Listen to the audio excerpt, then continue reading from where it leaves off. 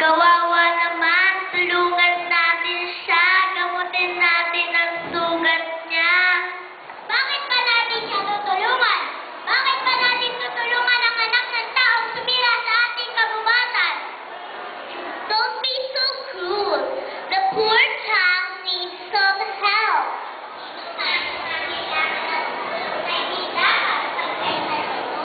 Tama kayo mga diwata. Dapat lang natin siyang tulungan.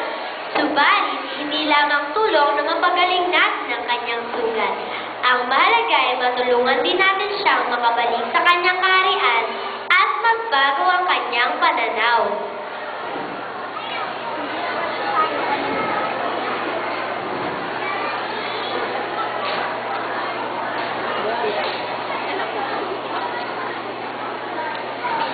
Sino kayo?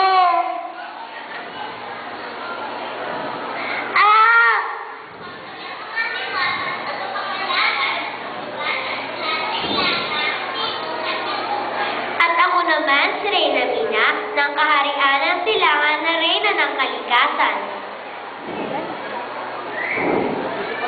Aray, ang sakit! Huwag ka muna tumayo. Kuha kong dahong magpapagaling sa sugat mo. Isang balo.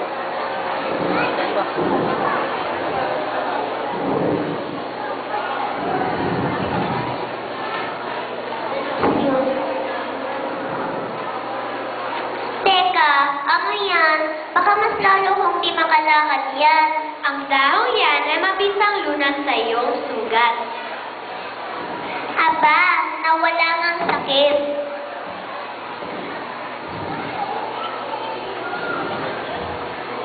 Nakakalakad na ako dahil sa dahong ito. Magic! Tama! Ang dahong yan ay likha upang makapagpagaling ng sugat. Ang dahong din yan ay galing sa mga puno na naubos na dahil pinaputulan dati mo. At minuman sa mga hayop na nagtitindigas ng araw. And those trees give us food, you know, for both humans and animals. Right, sister? Ganun nga, kapatid. Ang mga ugat ng puno ang humahawak sa lupa upang maliwasan ang pagbuo nito. Sila din ang sumisipsip ng tubig ulan upang mapigilan ang pagbaha sa kawasan. Subalit, labanan na ang pagbaha dahil pinapaputol na ng dahil lahat ng mga puno. Wala naman kayang ginagawang masabang dati ko. Hindi mo ba alam, Andy, na may mali ka rin gawain na sumisira sa kapaligiran? Ako? Wala akong alam dyan. Saan mo tinatapon ang mga balat ng candy at basura mo? Di sa labas ng bahay namin, tatangayin din naman yan ng hangin ang mga insekto, paano mo sila pinaglalaruan? Yun ba? Ang mga tutubi, pinuputol ko ang mga pakpak nila at ang mga ibang insekto naman ay tinatalian ko ng situlin at pinapaikot ko ng ganito. Andy, yun nga sinasabi kong maling gawain. Kahit ang daddy mo ay may mali din. Wala naman kayang ginagawang masamang daddy ko. Ang lahat ng iyon ay ginagawa niya para sa Philippines 2010.